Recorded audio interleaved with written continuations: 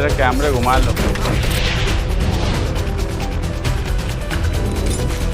Malegaon assembly election 2024 का प्रचार चल रहा है। 20 नवंबर को वोटिंग है और शहर में तब्दीली की एक लहर है। हम जो है आज की प्रेस कॉन्फ्रेंस शान की गारंटी, हम अगले 5 साल में क्या करने वाले हैं, ये शान की गारंटी बोलकर हम मालेगांव शहरियान के सामने रख रहे हैं। हमेशा इलेक्शन में ये होता है कि मैनिफेस्टो पार्टी भी अपना जारी करती है, उम्मीदवार भी अपना जारी करता है। इससे पहले हमने भी हमारा मैनिफेस्टो ही जारी किया, मगर 2019 एक ऐसा इलेक्शन रहा जिसका मैनिफेस्टो पे काम सबसे ज़्यादा हमने किया, पार्टी के लोगों ने किया। और जिस उम्मीदवार के लिए किया उससे ये उम्मीद थी कि अगर 10% भी, क्योंकि उस वक्त भी लोग बोला करते थे कि मौजूदा एमएलए काम नहीं करते, मगर हमने उस वक्त जो मैनिफेस्टो उनके लिए तैयार किया था इस उम्मीद के साथ किया था कि 10% भी अगर वो काम किए तो मालेगांव शहर में एक अच्छा काम हो सकेगा। मगर उस पर अब मैं ज़्यादा इसलिए नहीं बोलूँगा कि मौजूदा एमएलए मुफ्ती इस्माइल साहब खुद अपनी एक प्रेस कॉन्फ्रेंस में ये बात बोले कि उन्होंने मैनिफेस्टो पे काम नहीं किया। इसलिए हम चाहते थे कि आवाम जो है उसको कोई गारंटी दी जाए, कि उसको भरोसा बैठना चाहिए कि काम किया जा सकता है और कैसे किया जा सकता है। तो हमने कोशिश ये की है कि मसला क्या है, हमने बहुत जंबो जेट मैनिफेस्टो जैसा नहीं बनाया है। हम वही काम दिए हैं जो हम कर सकते हैं और हमारी कोशिश यही रही कि काम हम किस तरह से, मसला क्या है और उसको हम हल किस तरह करेंगे, इस तरह की बातें शान की गारंटी में दी गई। उसमें मैं चंद मिसालें दे सकता हूं कि प्राइमरी एजुकेशन जो है, जिसके ताल्लुक से 25 साल पहले ऐसा था कि प्राइमरी में पढ़े हुए लोग डॉक्टर, इंजीनियर, टीचर से बनते थे। यहाँ तक कि गल्फ़ कंट्रीज़ में भी आज प्राइमरी, मालेगांव प्राइमरी के पढ़े हुए लोग आज गल्फ़ कंट्रीज़ में भी नौकरी कर रहे हैं, जिनके फ़ोन वगैरह आते हैं। मगर आज यहाँ बैठा हुआ हर शख्स, मीडिया वाले भी और हम खुद भी उसी में हैं कि कोई अगर हमको बोल दे कि यार तुम्हारे बच्चे को प्राइमरी स्कूल में दाखिल करेंगे, तो मुझे नहीं लगता कि यहाँ बैठा हुआ कोई भी आदमी ये चाहेगा कि उसका बच्चा कॉरपोरेशन की प्राइमरी स्कूल में तालीम हासिल कर सके। ये हालत प्राइमरी एजुकेशन की आ गई और प्राइमरी एजुकेशन जो है वो तालीम का बुनियादी एजुकेशन है और गरीब के लिए प्राइमरी स्कूल ही सबसे बेहतर है। मैं यहाँ तक मानता हूँ कि शान हिंद है, वो खुद भी प्राइवेट संस्था के ज़रिए स्कूलें चलाती हैं। रिजवान सर यहाँ बैठे हैं, वो खुद एक प्राइवेट संस्था में एक प्रोफेसर हैं। मगर प्राइमरी में जो सरकार खर्च करती है वो प्राइवेट से ज़्यादा प्राइमरी में खर्च करती है। मगर ये हमारे शहर के लीडरान की नाकामी है कि इंफ्रास्ट्रक्चर से लेकर सब कुछ तबाह कर दिया गया। और 1999 में शेख रशीद साहब जब आए, उसके बाद से उन्होंने प्राइमरी एजुकेशन को धीरे धीरे ख़त्म किया और उसको कमर्शियल करने की कोशिश किया। और कमर्शियल भी अपने खुद के मुफाद के लिए, कई हॉल बना दिए गए, कहीं शॉपिंग बना दी गई, इल्लीगल तरीके से कई जगह पर ऐसा कब्जा कर लिया गया जहाँ पर मनसियात और गुंडागर्दी करने वाले लोग वहाँ जमा होने लगे। हमने ये कोशिश की है कि प्राइमरी एजुकेशन जो है, शहर में 13 ऐसे कैंपस हैं मालेगांव शहर में जिसे अच्छी तालीम के लिए बनाया जा सकता है। कुछ 60 प्राइमरी स्कूलें अलग अलग हिस्से में चलती है, तो हम कोशिश ये करेंगे कि वो 13 कैंपस में वो सारी स्कूलों को लेकर आ जाएं और वहाँ पर एक अच्छा इंफ्रास्ट्रक्चर खड़ा करें, जैसे रईस शेख साहब ने भिवंडी में किया, और एक अच्छी तालीम बुनियादी वहाँ पर लोगों को दी जा सके। तो एक ऐसा हमारे पास एक अमली तौर पर करने के लिए काम है, उसके लिए हमारे पास टीम है। तो ये एक तालीम की बात हो गई।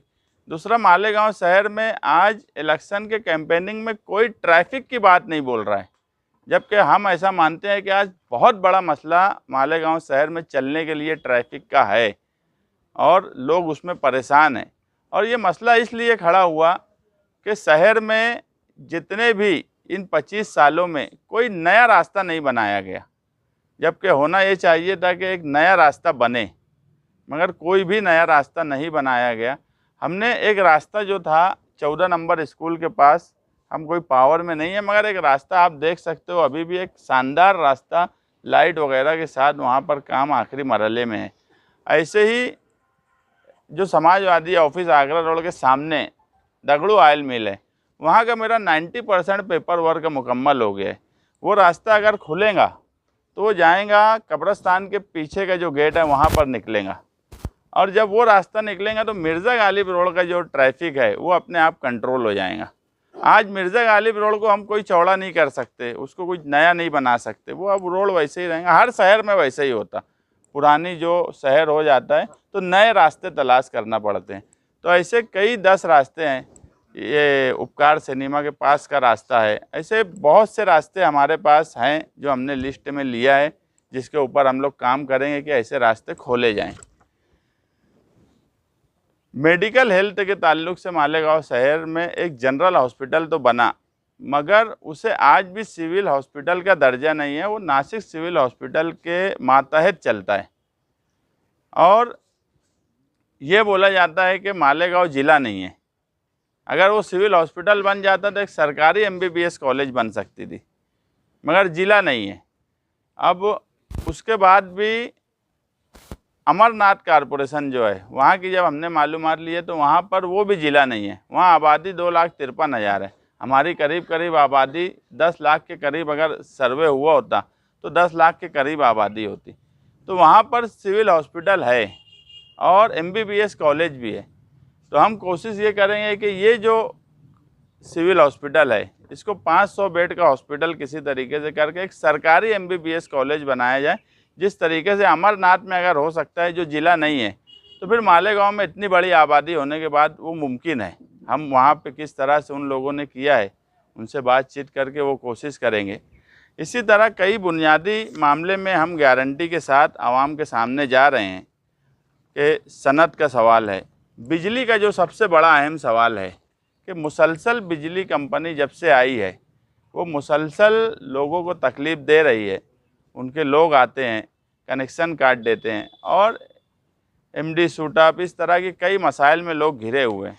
हम खुद ये बात इससे पहले भी जलसे में बोले हैं कि अगर हम चुनकर आए तो कलकत्ता कंपनी को कैसे कलकत्ता भेजना, उसके लिए हम कानूनी तौर पे जो कर सकते हैं, मगर हम हर बात कानूनी ही नहीं करेंगे।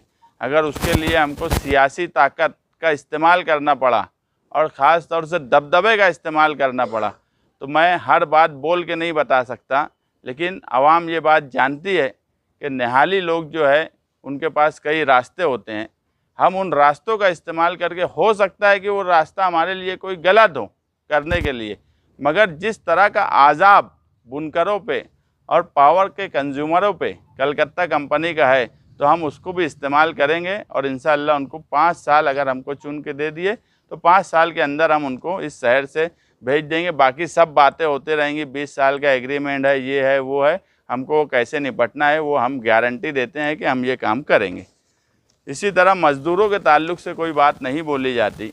मैं ये बात मानता हूँ कि अगर बांधकाम मज़दूरों का बोर्ड बन रहा था, अगर उस वक्त मौजूदा MLA जो मालेगांव शहर जैसे पावर लूम सेंटर के MLA हैं, जो पावर लूम सेंटर के MLA के नाम से जाना जाता है मालेगांव का MLA, अगर उस वक्त वो अपनी बात रखते कि पावर लूम मज़दूरों के लिए भी एक बोर्ड बना दिया जाए।